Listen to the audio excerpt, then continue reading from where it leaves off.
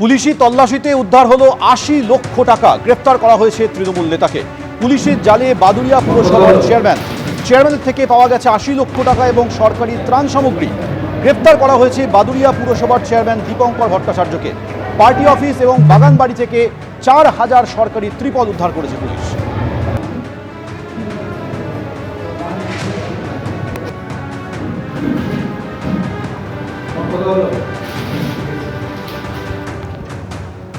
পুলিশি তল্লাশিতে ৮০ লক্ষ টাকা উদ্ধার করা হয়েছে। গ্রেফতার করা হয়েছে তৃণমূল নেতাকে। পুলিশের জালে বাদুড়িয়া পুরসভার চেয়ারম্যান, তার পার্টি অফিস এবং বাড়ি থেকে প্রচুর টাকা এবং সরকারি সামগ্রী উদ্ধার করা হয়েছে।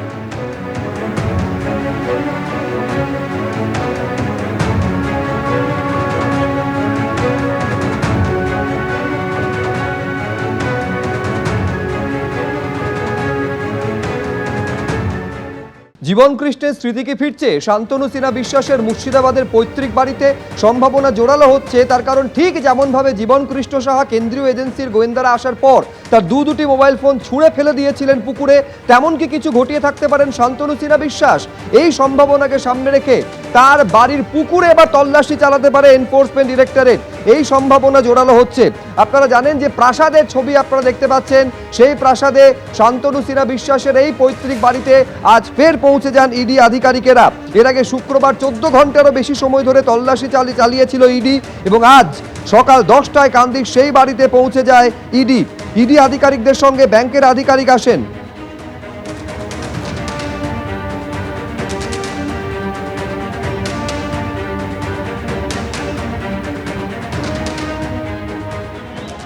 শান্তনু সিনহা বিশ্বাসের প্রাসাদ প্রমোদ যে বাড়ি রয়েছে সেখানে এই মুহূর্তে ইডি তল্লাশি চালাচ্ছে এবং সব থেকে বড় যেটা রহস্য, সেই বাগানবাড়ির মধ্যে রয়েছে একটি পুকুর এবং এই পুকুরকে ঘিরেই কিন্তু রহস্যের দানা বেঁধেছে। কারণ পুকুরের চারিদিকে সিসিটিভি ক্যামেরা দিয়ে মোড়ানো রয়েছে। যেদিকেই দেখা যাবে যে সিসিটিভি ক্যামেরা সেখানে রয়েছে। প্রায় 7টি মতো ক্যামেরা দিয়ে এই যে ছোট্ট একটি পুকুর সেটাকে কিন্তু সম্পূর্ণ ঘিরে রাখা হয়েছে এবং যেটা সূত্র মারফত জানা যাচ্ছে যে এই শান্তনু সিনহা বিশ্বাস কিন্তু কলকাতায় বসে বা অন্য কোথাও বসে তার মোবাইল থেকে এই পুকুরের ওপর নজরদারি চালাতো।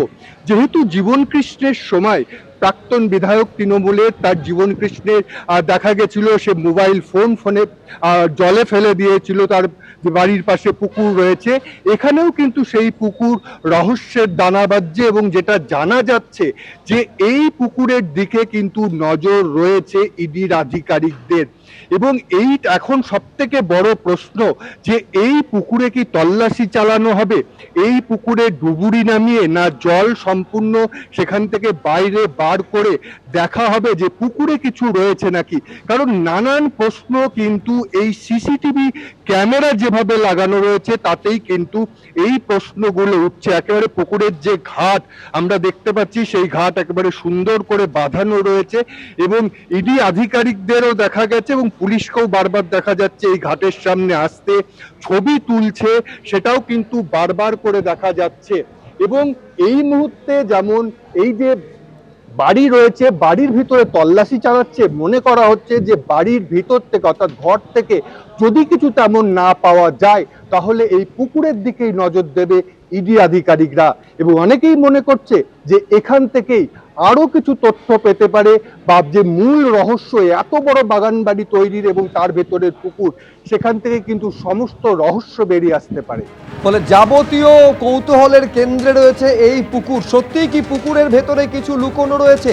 শান্তনু সিনহা বিশ্বাসের মোবাইল ফোন, যার সন্ধান পাওয়া এই তদন্তের ক্ষেত্রে অত্যন্ত জরুরি বলে মনে করছে এনফোর্সমেন্ট ডিরেক্টরেট। সেই মোবাইল ফোন গেল কোথায়? এই পুকুরের মধ্যে কি লুকিয়ে রাখা রয়েছে সেই মোবাইল ফোন? এই প্রশ্নের উত্তর খুঁজতে কিন্তু পুকুরেও তল্লাশি চালাতে পারেন ইডি আধিকারিকেরা। সেই সম্ভাবনা জোরালো হচ্ছে। সরাসরি কথা বলবো, রানা দাস আমাদের প্রতিনিধি কান্দি থানার সামনে থেকে রয়েছেন। প্রশ্নটা এইখানে জোরালো হয়ে যায়, তার কারণ এটা যখন দেখা যায় যে একটা পুকুরকে একাধিক সিসিটিভি দিয়ে মুড়ে ফেলা হয়েছে, তার মানে কি এমন থাকতে পারে এই পুকুরের মধ্যে যার জন্য টানা নজরদারি এই পুকুরের জন্য শান্তনু সিনহা বিশ্বাস এবং তার দলবল চালাতো? প্রশ্নটা উঠছে রানা।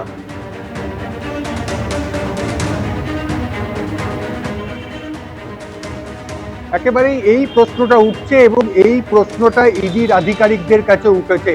আর সূত্র মারফত জানা যাচ্ছে যে ইডির আধিকারিকরা শুক্রবার তারা প্রথমে এসেছিল, তারা প্রায় 12 ঘন্টা মতো তল্লাশি চালায় এবং আজকে দেখা যায় যে সকালবেলাতেও এই বাড়িতে আসে, অর্থাৎ শান্তনু সিনহার যে বাড়ি রয়েছে সেই বাড়িতে তারা আসে এবং সেখানে তল্লাশি চালায় এবং তাদের নজরে পড়ে এই পুকুরটি। এবং যে কারণে এই পুকুরটি সব থেকে বেশি নজরে আছে যে এই একটা ছোট পুকুর, সেই পুকুরকে ঘিরে 7টা সিসিটিভি ক্যামেরা তার চারদিকে লাগানো রয়েছে এবং সেটি মনে করা হচ্ছে মোবাইলের মাধ্যমে।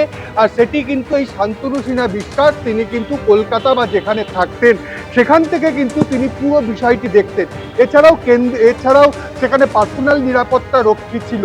এবং তোমাকে বলি যে এলাকাবাসীরা যেটা বলছিল যে এই জল একেবারে স্বচ্ছ পরিষ্কার ছিল, একেবারে তলায় কি রয়েছে দেখা যাচ্ছে সেটা কিন্তু বছর 2 ধরে দেখা যেত না।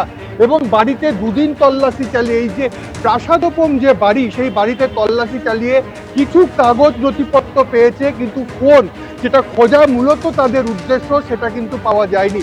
সেখানে এই যে জীবন কৃষ্ণের যে অঙ্কটা সেটা কিন্তু মিলে যাচ্ছে, সেখানে সেই একই পুকুর দেখা যাচ্ছে এবং যে বিল্ডিং রয়েছে আর তার পাশেই পুকুরটাই, সেই পুকুরে কোনো রকম ফেলে দেওয়া হয়েছে নাকি, কোনো তথ্য প্লাস্টিকে মুড়িয়ে রাখা হয়েছে নাকি, কারণ পুকুরের জল একেবারেই ঘোলাটে রয়েছে, সেই কারণেই কিন্তু সেখানে তাদের নজর রয়েছে।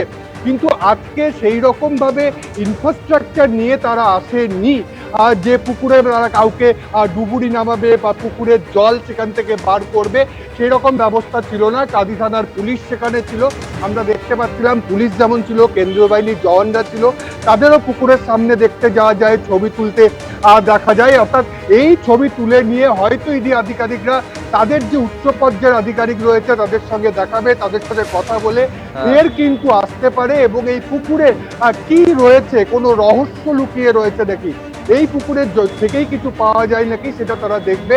অন্যদিকে ইডি আধিকারিকরা কাঁদি থানাতে আসে এবং সেই যে বাড়ি, সেই বাড়ির চাবি কিন্তু কাঁদি থানার হাতে তুলে দিয়ে তারা কলকাতার উদ্দেশ্যে রওনা দিয়েছে। ধন্যবাদ রানা।